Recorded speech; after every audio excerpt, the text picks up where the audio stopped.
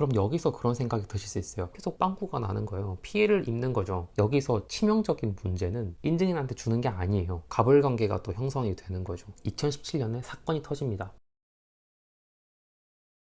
안녕하세요. 1인칭 회계사 시점입니다. 이번에 말씀드릴 내용은 지난번 영상에서 근데 회계감사만이 인증 업무는 아니고요. 이것저것 되게 많은데요. 이건 제가 또 다른 영상에서 한번 시사적인 내용을 가지고 설명드릴 수 있도록 하겠습니다. 추가적으로 영상을 만들게 되었어요. 우선 개요를 보면요. 인증 업무 관련된 어떤 이슈가 있었는지, 그리고 회계사가 할 수 있는 인증 업무가 정말 많거든요. 그 마을은 곧 활동할 수 있는 그 시장 파이 자체가 굉장히 넓다라는 걸 의미를 해요. 그래서 인증 업무의 종류가 무엇이 있는지, 그리고 이제 인증 업무 조금 이해가 되셨을 테니까 그것을 바탕으로 감사인, 그러니까 인증 업무를 수행하는 회계사가 왜 을일 수밖에 없는지에 대해서 말씀드리고, 그렇다면 회계사가 계속 을이었는지 살펴보도록 하겠습니다. 논의의 편의를 위해서 갑을이라는 단어를 사용한 점 양해 부탁드립니다. 우선 인증 업무 관련 이슈부터 보겠습니다. 대법원이 사업비 결산서 검사를 세무사가 할 수 있도록 하는 서울시 조례를 집행 정지했다고 합니다. 지난번 영상에서 세무사의 직무 범위를 회계사의 직무 범위와 견주어서 어떤 차이가 있는지 설명드린 적 있어요. 개요를 먼저 볼게요. 19년 5월에 서울시 최인묵 전 의원이 대표 발의를 하셨고, 21년 12월에 서울시에서 의결이 됐습니다. 그래서 금융위로 이송이 됐어요. 근데 12월 30일에 금융위가 그거 공인회계사법 2조랑 50조 위반이야 라고 이제 요구를 한 겁니다. 여러분은 제 영상을 보셨습니까? 공인회계사법 2조랑 50조에 뭐가 있는지 아시잖아요. 올해 1월 10일에 서울시에서도 똑같이 제의를 요구를 했어요. 근데 이제 4월 8일에 결국 서울시 의회에서 가결이 됩니다. 그러고 나서 이제 25일에 서울시가 대법원에 집행정지 가처분 신청을 했어요. 그리고 5월 3일에 대법원은 그 집행정지 신청을 인용을 한 겁니다. 그리고 현재는 판결을 기다리고 있습니다. 그럼 두 번째로 인증 업무의 종류에는 어떤 것이 있는지 한번 들여다보려고 해요. 지난번 영상에서 제가 회계사가 무슨 일을 해? 라고 물으면 크게 두 가지로 나눌 수 있다고 설명드린 적이 있습니다. 인증 업무와 인증 업무가 아닌 것. 인증 업무인 거는 대표적으로는 회계감사가 있고, 그리고 인증 업무가 아닌 것은 텍스나 딜이나 뭐 기타 업무들이 많이 들어간다고 말씀드렸는데요. 사실 인증 업무는 그 정보의 종류에 따라서 정말 많아요. 크게 재무적 정보가 있을 수 있고, 그리고 비재무적 정보가 있을 수 있겠죠. 그리고 재무적 정보는 우리가 흔히 아는 회계감사 이런 거고요. 비재무적인 것 같은 경우에는 뭐 내부 통제라든지 기업의 사회적 책임이라든지 핵심 성과 지표, 직원의 고용, 훈련 절차, 운영 효과성, 법규 준수, 소프트웨어 패키지 목적 적합성 이런 것도 들어가고요. 심지어는 온실가스 보고서, 온실가스도 이제 절감을 해야 되잖아요. 그 보고서를 인증하는 것도 공인회계사가 할 수 있는 인증 업무에 속합니다. 그럼 여기서 그런 생각이 드실 수 있어요. 아니, 인증 업무가 도대체 뭐길래 이렇게 비재무적이라고 해서 다 해도 되는 건가? 라는 생각이 당연히 드실 거예요. 코에 걸면 코걸이, 귀에 걸면 귀걸이가 아니고요. 어떤 것을 인증 업무라고 하는지 하는 그 개념 체계가 있어요. 이것도 한 34페이지 조금 넘고요. 제가 또 다 읽어봤지 않습니까? 간단하게 인증 업무가 되기 위한 구성 요건을 설명드리고, 여기서 본격적으로 감사인, 공인회계사가 왜 을일 수밖에 없는지에 대해서 설명을 드리려고 해요.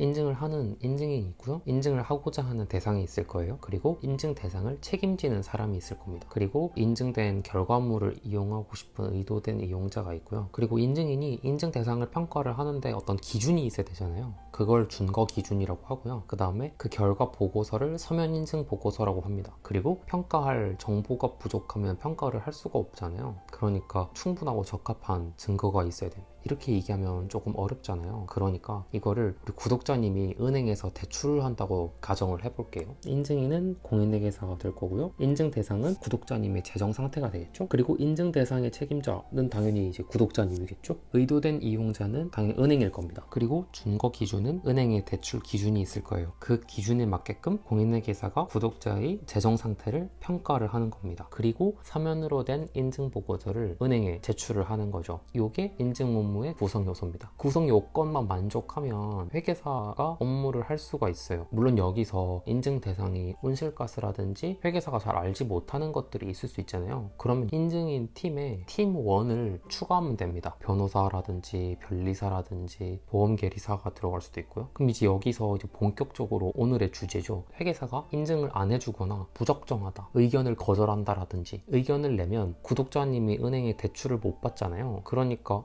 그러면 회계사가 갑인 거 아니야? 라고 생각하실 수도 있어요. 하지만 여기서 치명적인 문제는 이게 수수료가 들 거잖아요. 당연히 이 수수료를 의도된 이용자인 은행이 인증인한테 주는 게 아니에요. 구독자님이 회계사한테 돈을 내야 돼요. 그러니까 대출을 받으려면 구독자님이 마음에 드는 회계사를 찾아서 이제 수수료를 주고 나의 재정 상태를 평가해 달라. 그러니까 구독자님이 회계사를 선택하는 겁니다. 이걸 우리는 자유수임 제도라고 해요. 우리나라는 기본적으로 자유수임 제도를 채택하고 있어요. 그러니까 여기서 인증인은 어릴 수밖에 없는 거예요. 회계사가 한둘이 아니잖아요. 엄청 많잖아요. 그러면은 당연히 구독자는 대출이 필요한 사람들이니까 은행에 내 재정 상태가 적정하다라고 의견을 표명해줄 회계사를 찾겠죠. 좋은 의견을 줄 수밖에 없는 가불관계가 또 형성이 되는 거죠. 그것이 자유수임 제도의 치명적인 단점입니다. 사실 여기서 자유수임 제도와 지정 제도의 비교를 하면 조금 더 어렵거든요. 그래서 그 부분은 또 제가 다른 영상에서 최근 이슈와 함께 다뤄보도록 할게요. 우선 여기까지 해서 인증하는 회계사는 을이다. 그럼 또 궁금하시겠죠. 아니 그러면 계속 그랬던 거야? 아니면 뭐 언제부터 이렇게 을이었던 거야? 라고 궁금해 하실 수도 있죠. 과거에는 어땠는지 한번 들여다보면요.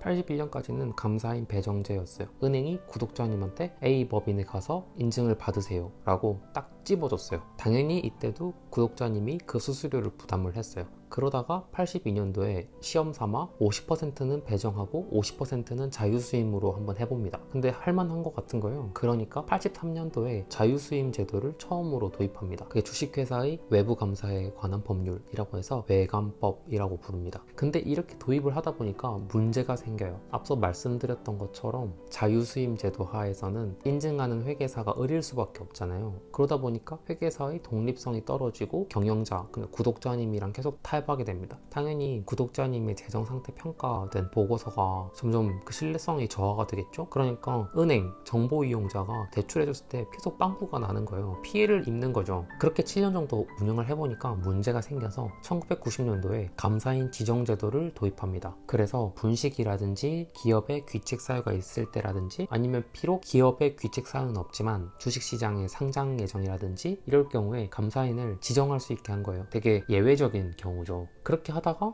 2017년에 사건이 터집니다. 대우조선해양 분식 사건이죠. 그래서 신외부감사법이 도입이 돼요. 예전에는 기업의 어떤 귀책 사유가 있을 때만 감사인을 지정을 했어요. 근데 더 이상 그렇지 않고 일정 규모 이상 넘어가면 6년 정도는 자유수임을 하고 3년은 국가가 지정해주는 곳에 가서 인증을 받으라 라고 된 거죠. 그걸 주기적 감사인 지정제라고 해요. 그리고 지난달 이 주기적 감사인 지정제가 기업에 부담이 된다라고 하니까 이제 정부에서 이걸 조금 보완하겠다라고 예고를 하고 지금 의견을 수렴 중인 걸로 알고 있어요. 지금 회계업계에서는 사실 이 주기적 감사인 지정제가 보완된다는 것에 대해서 굉장히 얘기가 많습니다. 이 부분은 제가 또 다른 영상에서 다루도록 하겠습니다.